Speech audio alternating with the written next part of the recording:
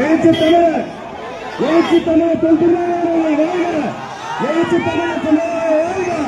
எழுச்சி தமிழர் எழுச்சி தமிழர்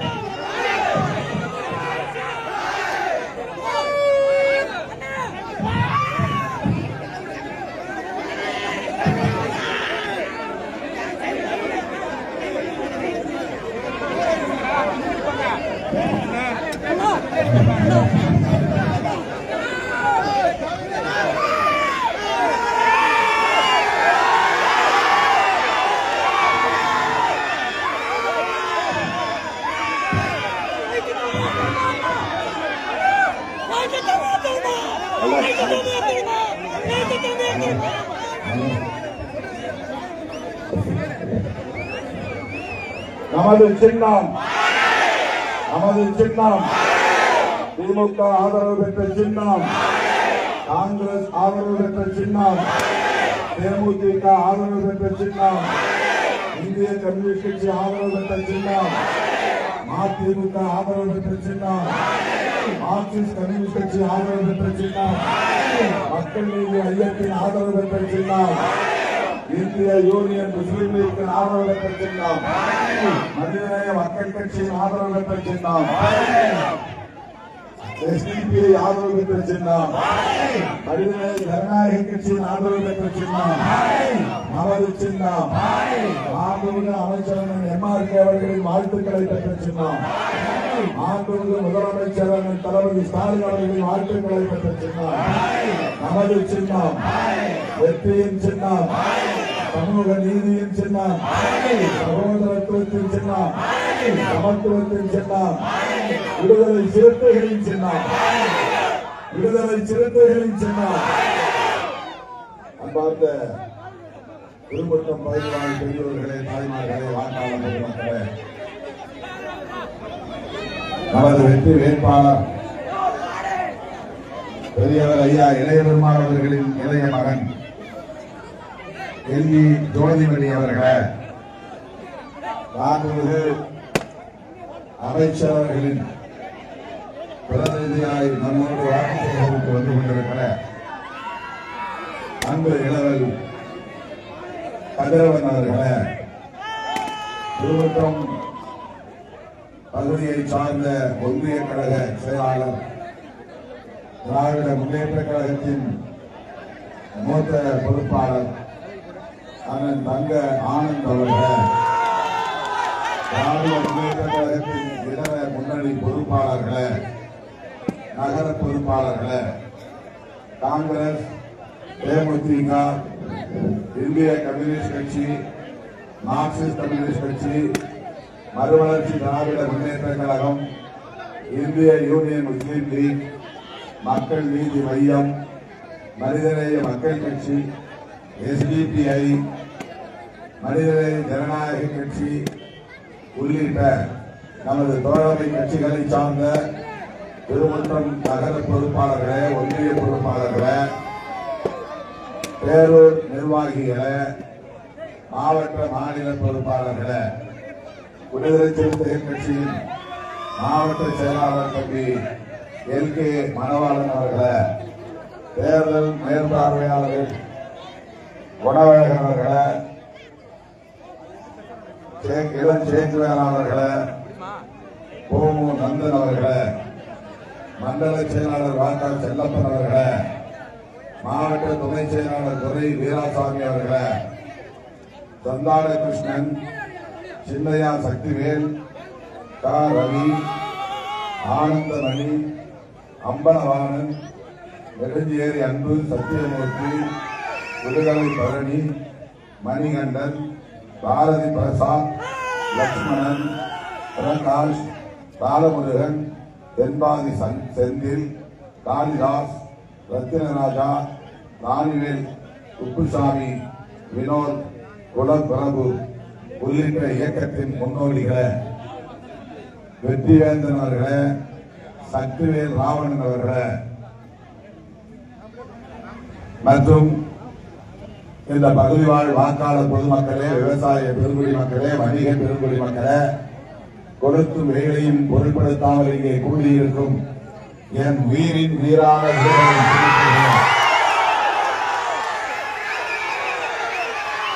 உங்கள் அனைவருக்கும் என்னுடைய அன்பு கலந்த வணக்கத்தை தெரிவித்துக் கொள்கிறேன். காட்டுமன்னார் கோயில் தொகுதியில் ஐயா இளைய பெருமாள் அவர்களின் இளைய மகன் பொறியாளர் யோகிமணி அவர்கள் வேட்பாளராக போட்டியிடுகிறார். அவர் காங்கிரஸ் குடும்பத்தை சார்ந்தவர் தான். ஆனாலும் இன்றைக்கு அவர் முழுமையான ஒரு சிறுத்தையாக நம்மிடத்திலே களமிறங்கி இருக்கிறார். விடுதலை சிறுத்தைகளின் வேட்பாளராக களத்தில் இருக்கிறார். மாண்புமிகு அமைச்சர் அவர்களின் வாழ்த்துக்களோடு களத்தில் இருக்கிறார். திராவிட முன்னேற்ற கழகத்தின் தலைவர், நமது கூட்டணியின் தலைவர், தமிழ்நாடு முதலமைச்சர் அண்ணன் தளபதி அவர்களின் வாழ்த்துக்களை பெற்ற வேட்பாளராக களத்தில் நிற்கிறார். அவர் வெற்றி பெற்று சட்டமன்ற உறுப்பினராக சட்டமன்றம் சென்று நம்முடைய உணர்வுகளை பிரதிபலிப்பார், நமக்காக குரல் கொடுப்பார். ஆகவே அவருக்கு உங்கள் மேலான நல்லாதரவை வழங்க வேண்டும், பானை சின்னத்திற்கு வாக்களிக்க வேண்டும் என்று கேட்டுக் கொள்வதற்காகவே உங்களை தேடி வந்திருக்கிறோம், நாடி வந்திருக்கிறோம். பெரியவர் இளைய பெருமாள் அவர்கள் காங்கிரஸ் கட்சிக்காரர் தான் என்றாலும் கூட அகில இந்திய அளவில் ஒடுக்கப்பட்ட மக்களுக்கான ஒரு தலைவராக அடையாளம் காணப்பட்டவர் என்பதை நாடு அறியும். இந்திரா காந்தி காலத்தில் தேசிய கமிஷன் ஒன்றுக்கு அவர் தலைமை வகித்தார். அந்த கமிஷன் பெயரே இளைய பெருமாள் கமிஷன். இன்றைக்கு இந்தியா முழுவதும் ஒடுக்கப்பட்ட மக்களுக்கான ஒரு பாதுகாப்பு உறுதிப்படுத்தப்பட்டிருக்கிறது என்றால் அதற்கு அவருடைய பரிந்துரைதான் காரணம்.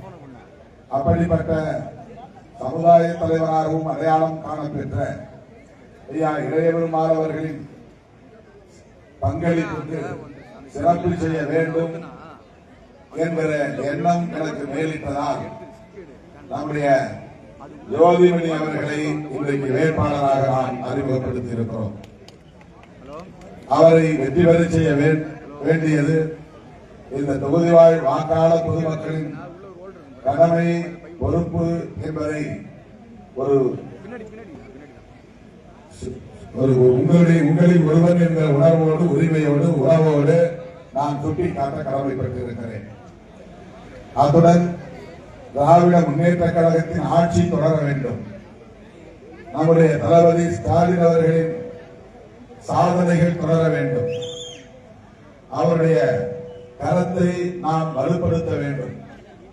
அவருடைய கரத்தை வலுப்படுத்த வேண்டுமானால் காட்டுமன்னார் கோவிலில் பானை சின்னம் வெற்றி பெற வேண்டும். அதற்கு உங்களுடைய நல்லாதரவை வழங்க வேண்டும். இதுவரையில் இந்தியாவில் எந்த மாநிலத்திலும் எந்த ஒரு மாநிலத்திலும் இல்லாத வகையில் புதிய பல திட்டங்களை அறிவித்து அதை வெற்றிகரமாக நடைமுறைப்படுத்தி காட்டியிருப்பவர் அண்ணன் முத்துவேல் கருணாநிதி ஸ்டாலின் அவர்கள். விடியல் பயணம் என்பது இந்தியாவில் வேறு எந்த மாநிலத்திலும் கிடையாது.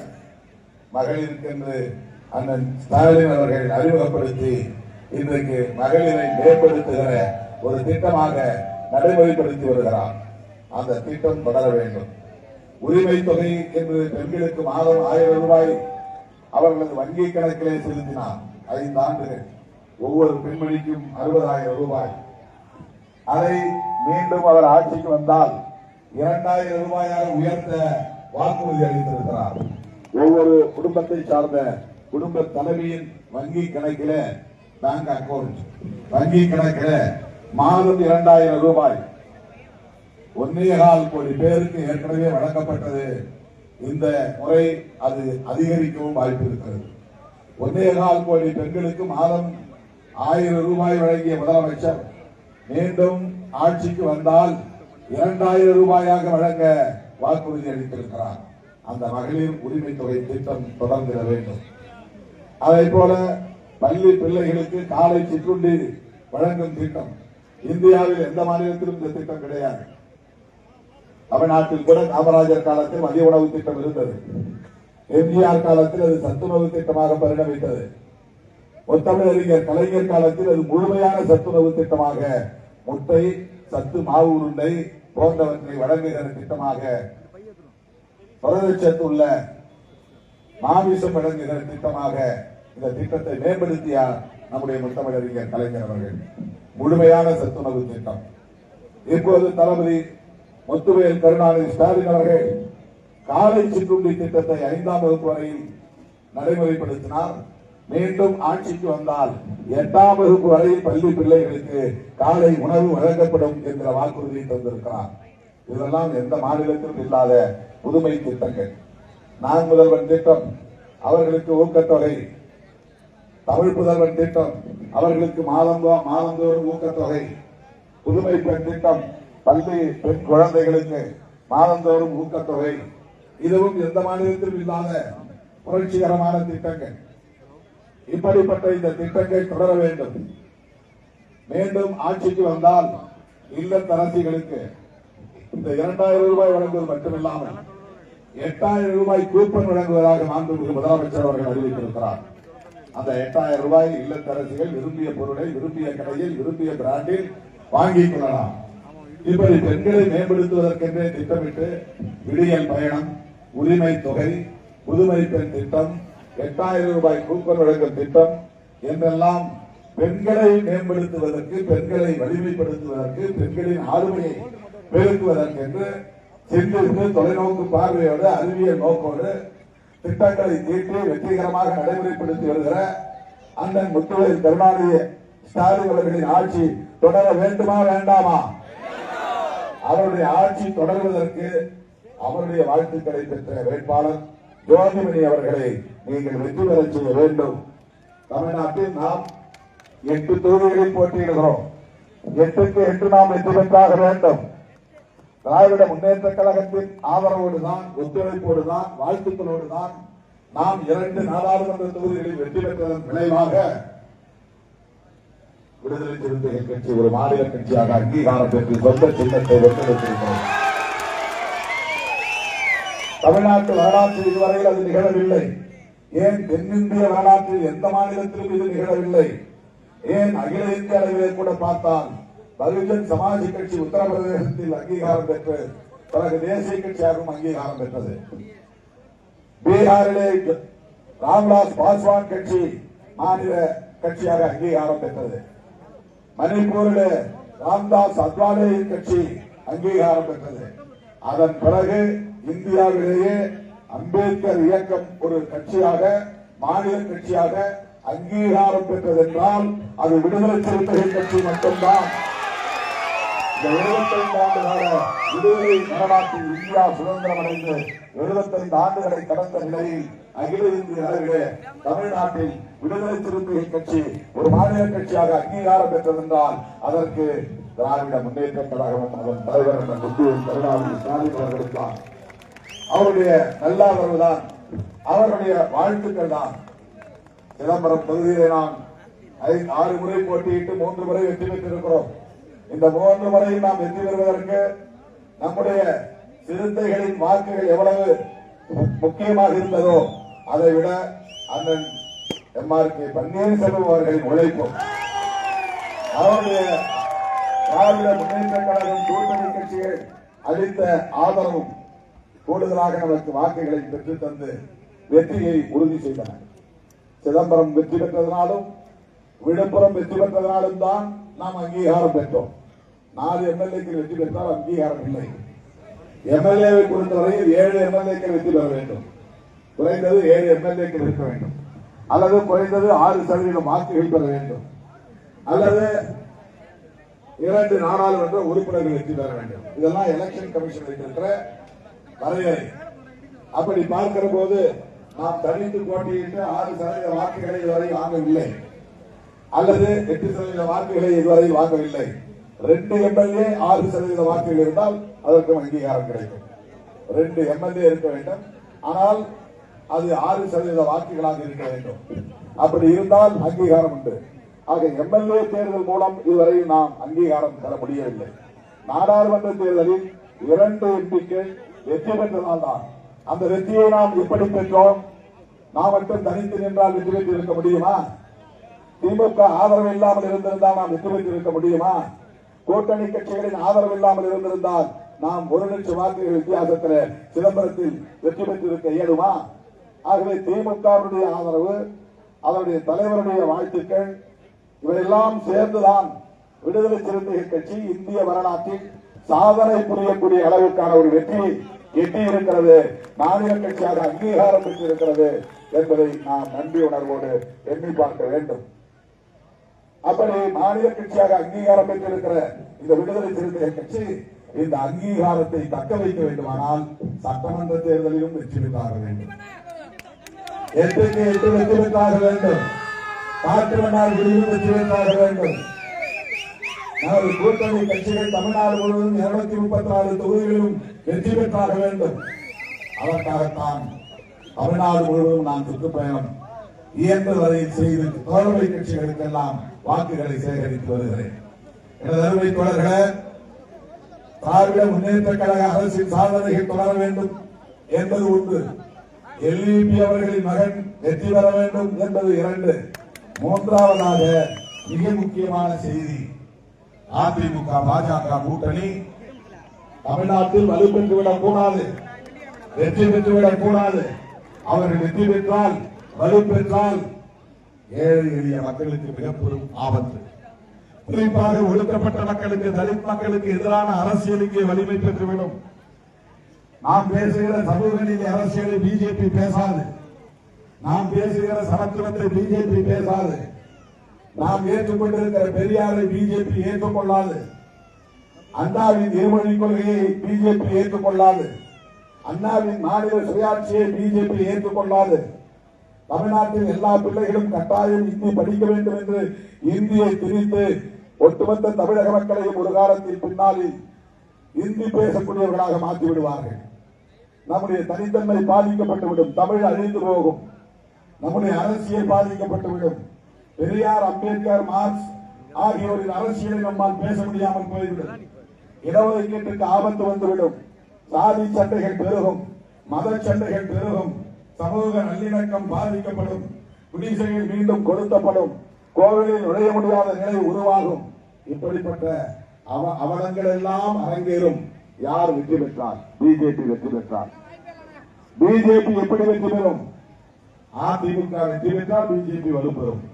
ஆகவே அதிமுக கூட்டணி இங்கே நம்ம எதிர்த்து போட்டியிடுகிறார்கள். அந்த கூட்டணிக்கு போடுகிற ஓட்டு பிஜேபிக்கு போடுவதாகத்தான் போய் முடியும். அது சிபிஐ மிரட்டலால் உருவான கூட்டணி. அன்புமணி மேலையும் சிபிஐ கேஸ் இருக்கு. எடப்பாடிக்கு சிபிஐ காட்டி மிரட்டி, நீ பிஜேபியோடு கூட்டணி வைக்கவில்லை என்றால் உன்னை தூக்கி உள்ளே போடுவோம் என்று மிரட்டி இருக்கிறார்கள். டிடிவி தினகரனையும் மிரட்டி இருக்கிறார்கள். இப்படி சிபிஐ மிரட்டலால் உருவான கூட்டணி தான் அதிமுக பாஜக கூட்டணி. நம்முடைய கூட்டணி சிபிஐ இருக்கிற கூட்டணி. அது சிபிஐ கூட்டணி, இது சிபிஐ கூட்டணி. நம்முடைய கம்யூனிஸ்ட் பார்ட்டி ஆஃப் இந்தியா இருக்கிறது, மார்க்சிஸ்ட் கம்யூனிஸ்ட் கட்சி இருக்கிறது. இது இடதுசாரி அரசியல் கூட்டணி, அது வலதுசாரி அரசியல் கூட்டணி. நம்முடைய கூட்டணி முற்போக்கு கூட்டணி, அது பிற்போக்கு கூட்டணி. நம்முடைய கூட்டணி சமூக நீதி கூட்டணி, அது முழுக்க முழுக்க சமூக நீதிக்கு எதிரான கூட்டணி. நாம் மத நல்லிணக்கத்தை, சமூக நல்லிணக்கத்தை பேசுகிறோம். ஒரு காலத்தில் எம்.ஆர். கிருஷ்ணமூர்த்தி அவர்கள் நம்முடைய அமைச்சருடைய தந்தை பெரியவர் இருந்த காலத்தில் ஒருபுறம் எல் இளையபெருமான், இன்னொரு புறம் ஐயா முட்டம் கிருஷ்ணமூர்த்தி என்று இங்கு எதிரும் பெருமான அரசியல் இருந்த காலம் உண்டு. ஆனால் இன்றைக்கு அவர்களின் வாரிசுகள், அவருடைய கொள்ளு பேரன் கதிரவன் அவர்கள் ஐயா இளையபெருமானுடைய மகனுக்கு வாக்கு வைத்து வந்திருக்கிறார். மாண்புமிகு அமைச்சர் அவர்கள் ஜோதிமணிக்கு சீட்டு கொடுத்தது ஒரு புரட்சிகர நடவடிக்கை. அதை நான் வரவேற்கிறேன். திருமாவளவனால் மட்டும்தான் இப்படி சிந்திக்க முடியும். திருமாவளவனின் முடிவை நான் வரவேற்கிறேன். எல்இபி அவர்களுடைய மகனை வெற்றி பெற வைக்க வேண்டியது என்னுடைய பொறுப்பு என்று சொல்லியிருக்கிறார். எவ்வளவு பெரிய சமூக நல்லிணக்கம் இங்கே நிலவுகிறது பாருங்கள். மாண்புமிகு அமைச்சர் அவர்களும் திருமாவளவனும் இன்றைக்கு ஒரே வண்டியில் ஏறி மக்களை சந்திக்கிறோம், அந்த அளவுக்கு இந்த பகுதி இன்றைக்கு சமூக நல்லிணக்கம் நிலவுகிறது. ஆனால் அதிமுக கூட்டணி வெற்றி பெற்றால், அன்புமணி பாமக வெற்றி பெற்றால், அல்லது பாஜக அதிமுக கூட்டணி இந்திய தமிழக அளவில் வெற்றி பெற்றால் இந்த சமூக நல்லிணக்கம் பாழாய் போய்விடும். சாதி வெறியை தூண்டுவார்கள், மதவெறியை தூண்டுவார்கள், வெறுப்பு அரசியலை விதைப்பார்கள், முஸ்லிம்களை எதிர்ப்பார்கள், கிறிஸ்தவர்களை எதிர்ப்பார்கள், பைபிளை கொடுத்துவார்கள், தேவாலயங்களை இடிப்பார்கள், முஸ்லிம்களை குறிவைத்து தாக்குவார்கள். வீட்டுக்குள்ளே நுழைந்து நீ என்ன கறி சமைக்கிறாய், நீ பசுமாட்டு கறியை சமைக்கிறாய் என்று அடித்துக் கொள்ளுவார்கள். இதெல்லாம் உத்தரப்பிரதேசத்தில் நடக்கிறது. இப்படிப்பட்ட அவலம் கூடாது என்பதற்காகத்தான் மாண்புமிகு முதலமைச்சர் அண்ணன் தளபதி மு.க. ஸ்டாலின் அவர்கள் இந்த கூட்டணியை உருவாக்கி கட்டுக்கோப்பாக வழிநடத்துகிறார். அந்த முதலமைச்சர் அவர்கள் 2012ஆம் ஆண்டு ஜெயலலிதா ஆட்சியின் போது பறிபோன இந்த திருமுட்டம் தாலுகா பகுதிகளை டெல்டா பகுதியாக இன்றைக்கு அறிவித்திருக்கிறார். ஜெயலலிதா அம்மையார் காலத்தில் அந்த அந்தஸ்து இருந்தது, அதை பறித்துக் கொண்டார். ஆனால் அப்போது போராட்டம் நாம் நடத்தினோம். அந்த போராட்டத்தில் மாண்புமிகு அமைச்சர் அவர்கள் தொடர்ச்சியாக 3 நாட்கள் திருமுட்டத்திலேயே தங்கி இருந்து போராட்டத்திற்கு வந்து சேர்த்தார். நானும் ஒரு நாள் வந்து அந்த ஆர்ப்பாட்டத்தில் பங்கேற்றேன். நம்முடைய 13 ஆண்டு கால போராட்டத்திற்கு நீதி கிடைத்து விட்டது. மாண்புமிகு முதலமைச்சர் அவர்கள் திருமுட்டம் தாலுகா பகுதியை விவசாய பெருங்குடி மக்களின் உணர்வுகளை மதித்து டெல்டா பகுதியாக அறிவிப்பு செய்திருக்கிறார். இது மிகப்பெரிய சாதனை. அது மட்டுமில்லாமல் இங்கு கள்ளிப்பாடி காவலூர் பாலம், இணைப்பு பாலம், இது நீண்ட நாள் கோரிக்கை. நடுவிலே வெள்ளாறு 2 பகுதிகளாக பிரிந்து கிடந்த மக்களை இணைக்கிற பாலம் இன்றைக்கு அது கட்டி முடிக்கப்பட்ட நிலையிலே இருக்கிறது. இது திராவிட முன்னேற்ற கழக ஆட்சி, மாண்புமிகு அமைச்சர் எம்.ஆர்.கே. பன்னீர்செல்வம் அவர்களின் முயற்சியில் நம்முடைய முதலமைச்சர் அவர்கள் நிறைவேற்றி தந்திருக்கிற சாதனை. அது மட்டுமில்லாமல் மினி ஸ்டேடியம் இந்த பகுதியிலே, ஸ்ரீமுஷ்ணம் பகுதியிலே, தேத்தாம்பட்டு பகுதியிலே 3 கோடி ரூபாய் மதிப்பீட்டில் மினி ஸ்டேடியம் வேலை தொடங்கிவிட்டது. அது மட்டுமில்லாமல் வீராணம் ஏரி சுற்றுலா தலமாக அறிவிக்கப்பட்டு அதற்கான பூர்வாங்க வேலையும் தொடங்கிவிட்டது. இப்படிப்பட்ட சாதனைகள் தொடர வேண்டுமா வேண்டாமா? மாண்புமிகு முதலமைச்சர் அவர்களின் ஆட்சி தொடர வேண்டுமா வேண்டாமா? அவர் உருவாக்கிய திட்டங்கள் தொடர வேண்டுமா வேண்டாமா? அவருடைய கரத்தை நாம் வலுப்படுத்த வேண்டுமா வேண்டாமா? அப்படி என்றால் நாம் 8க்கு 8 வெற்றி பெற வேண்டும்.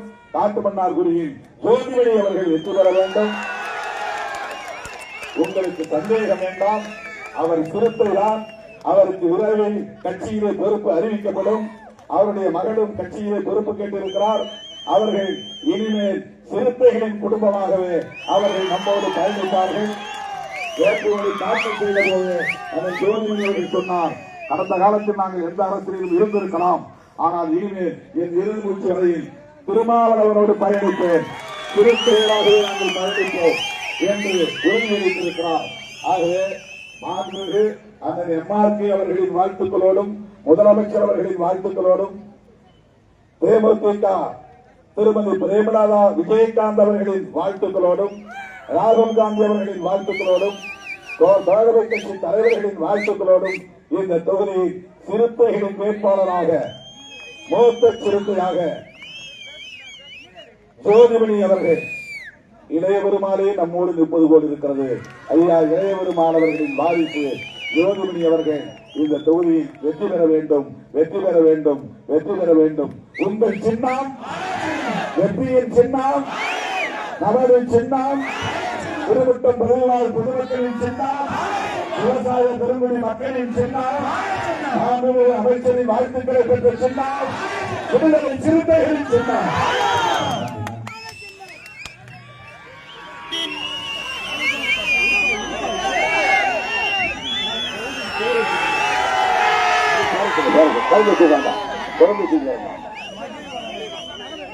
காளிதாஸ், துர்காதேவி ஆகியோரின் அழகிய ஆண் குழந்தைக்கு பெற்றோரின் விருப்பப்படி மகிழ் வளவன் என்று பெயர் சூட்டி வாழ்த்துகிறேன்.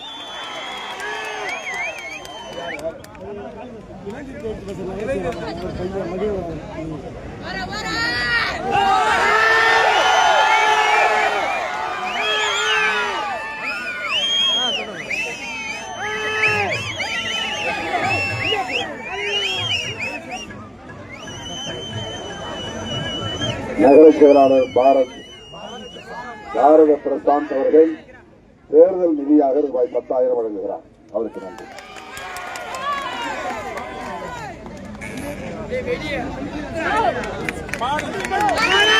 காங்கிரசின் ஆதரவு பெற்ற சின்னம்